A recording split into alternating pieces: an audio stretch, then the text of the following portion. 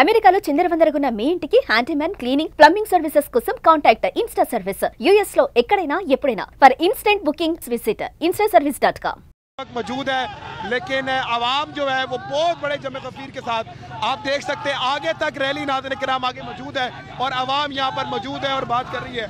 आप यहाँ पर देख सकते हैं इस वक्त इमरान खान को पाकिस्तान की जरूरत नहीं है बल्कि पाकिस्तान को इमरान खान की जरूरत है। आवाम तैयार है, अवामी मेजॉरिटी रखने वाले लीडर को रिहा किया जाए। फौरी तौर के ऊपर अवाम निकलेगी, जंग भी जीतेंगे, मुकाबला भी करेंगे, इन्हें बताएंगे भी मुसलमान की ताकत क्या है। 3 मिसाइल गिराए गए, 3 ड्रोन गिराए गए और इसमें नाज़रीन किराम आवाम जो है वो रात को सड़कों पर निकल चुकी है और सड़कों पर निकल के ఓ పక్క పాక్ భారత్ పై యుద్ధానికి కాలు దువ్వుతుంటే మరో పక్క అక్కడి జనం ప్రభుత్వం పైన తిరగబడుతున్నారు। ప్రభుత్వానికి వ్యతిరేకంగా పాకిస్తానీయులు నిరసన చేపట్టారు। ఇమ్రాన్ ఖాన్ ను విడుదల చేయాలని డిమాండ్ చేశారు। ఇమ్రాన్ ఖాన్ ని 2022లో అవిశ్వాస తీర్మానం ద్వారా ప్రధానమంత్రి పదవి నుంచి తప్పించారు। అనంతరం 2023 ఆగస్టులో అవినీతి ఆరోపణలపైన ఆయన్ను అరెస్టు చేశారు। ఈ అరెస్టును ఇమ్రాన్ మద్దతుదారులు తీవ్రంగా వ్యతిరేకించారు। ఇమ్రాన్ ఖాన్ పైన పెట్టిన కేసులన్నీ సైన్యం ఒత్తిడితో రాజకీయ ప్రేరేపితమై మోపినవేనని ఆయన మద్దతుదారులు ఆరోపిస్తున్నారు। ఒక దశలో పాకిస్తాన్ తెహ్రీక్ ఇ ఇన్సాఫ్ పార్టీ నాయకత్వంలో ప్రజలు సైన్యం పైన తిరగబడినా దానిని కఠినంగా అణిచివేశారు। ఇమ్రాన్ మద్దతుదారులను జైళ్లలో వేయడం, నిరసనలను అణిచివేయడం చేశారు। అయితే ఇప్పుడు వాళ్ళంతా మరోసారి యాక్టివ్ అయ్యారు।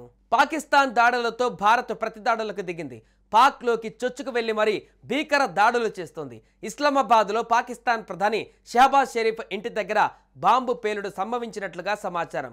పాక్ ప్రధాని ఇంటి దగ్గర డ్రోన్లతో భారత్ దాడి చేసింది। వెంటనే అలర్ట్ అయిన పాక్ ఆర్మీ భారీ భద్రత నడుమ ప్రధాని షరీఫ్ ని సురక్షిత ప్రాంతానికి తరలించినట్టుగా తెలుస్తుంది। పాకిస్తాన్ దుశ్చర్యతో చిర్రెత్తిన భారత సైన్యం రెచ్చిపోతుంది।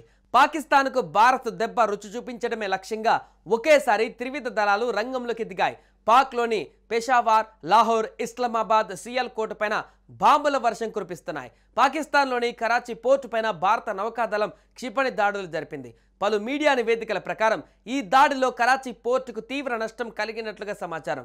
పోర్టులోని కొన్ని ముఖ్యమైన విభాగాలు పూర్తిగా ధ్వంసమయ్యాయని తెలుస్తోంది।